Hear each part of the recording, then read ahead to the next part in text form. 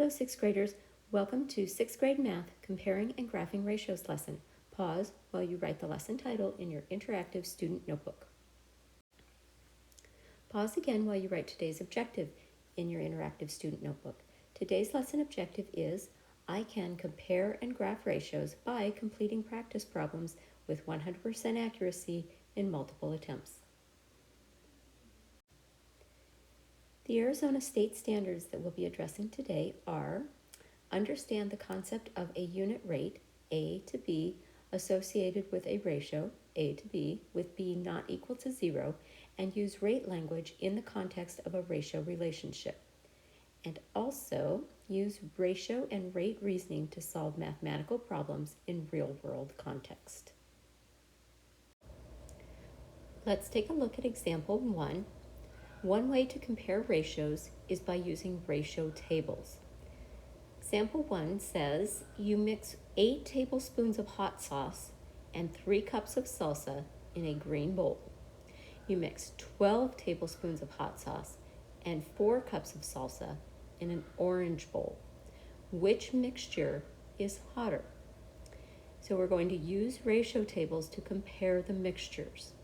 And it says find a larger batch of each mixture in which the amount of hot sauce or salsa is the same. So you need to have something the same so that you can compare to see which one is spicier or hotter. So we start with what they give us in the problem. So we have hot sauce to salsa, so you need to have it so that both of them have the same thing on top. So we're looking at our green bowl first.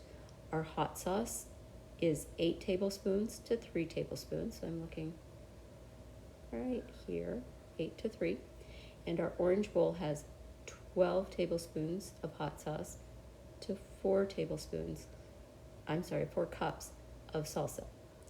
So we want to make it so that they're equal. So we sort of have to reason what number would we want to go to that could make something in these proportions equal. So we know that 3 and 4 both go into 12. So this is how they arrived at going to 12. So 3 times 4 equals 12. Well, if we multiply the bottom of a fraction by 4, we have to do the same thing to the top. So 8 times 4 equals 32. Now to get my 4 to turn into 12, I have to multiply it not by 4, but by 3. So 4 times 3 is 12, and 12 times 3 is 36. So if we look at these, we can see that in the green bowl, if we had 12 cups of salsa, we would have 32 tablespoons of hot sauce. In the orange bowl, if we had 12 cups of salsa, we would have 36 tablespoons of hot sauce. So that's what all of this explains for you down here. And 36 is more than 32, so the mixture in the orange bowl is hotter. Example 2, we're comparing unit rates. So it says, which bag of dog food is the better buy? We're going to use ratio tables to find and compare the unit costs or the unit rates. So if we look at our picture, we have 20 pounds of dog food for $17.20, so that's what's in our ratio table here. Or we have 30 pounds of dog food for $25.20. And so a unit rate is where, if you recall from a previous lesson, we are comparing and we have the bottom of our fraction equal to 1. So in order to get 20 equal to 1, we have to divide it by 20, because 20 divided by 20 equals 1. Anything over itself equals 1.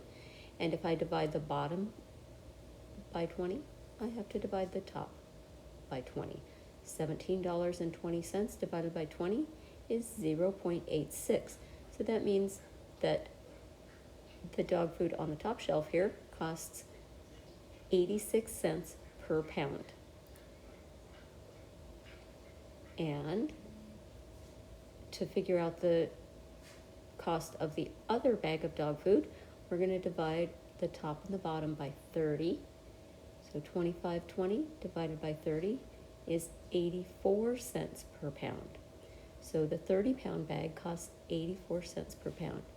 Because 84 cents is less than 86 cents, the 30-pound bag is the better buy. Next, we're going to graph values from ratio tables. A hot air balloon rises 9 meters every 3 seconds. A blimp rises 7 meters every 2 seconds. So letter A says complete the ratio table for each aircraft. Which rises faster? So the balloon rises 9 meters in 3 seconds. And so if we do some multiplication here, in 18 seconds, it rises 6 meters. So we're multiplying by 2. And then we follow that on down. We multiply 9 by 3 in 27. In 9 seconds, it rises 27 meters. And in 12 seconds, it rises 36 meters.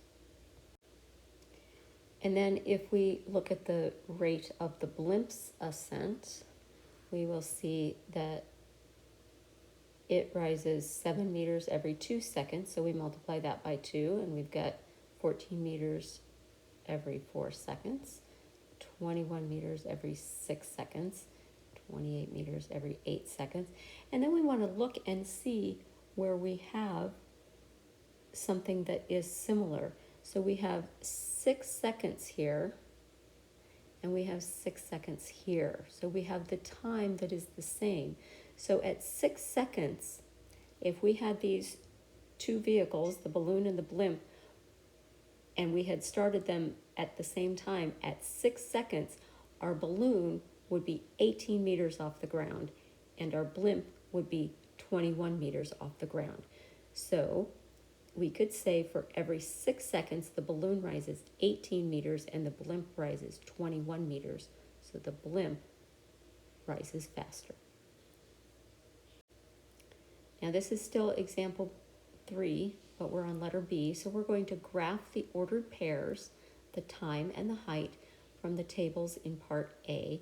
And what can we conclude?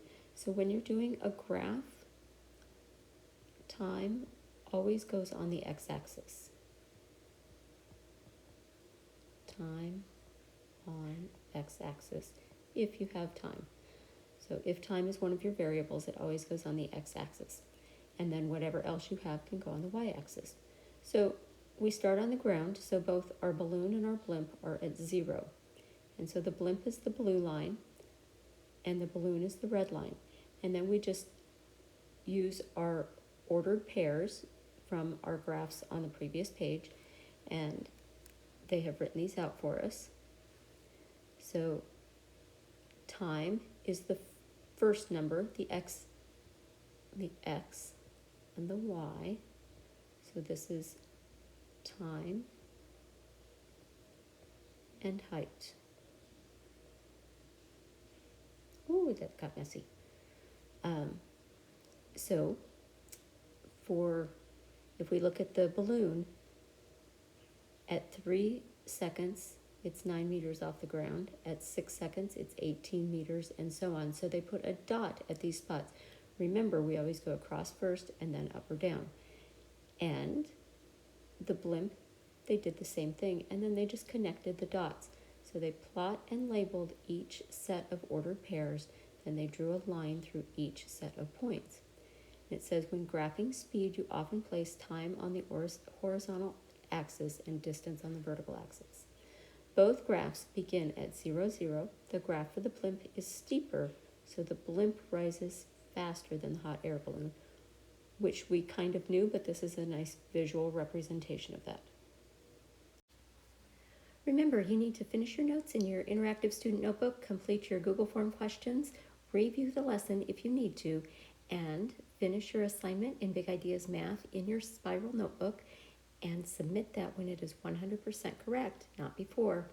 And be sure to track your progress on your playlist.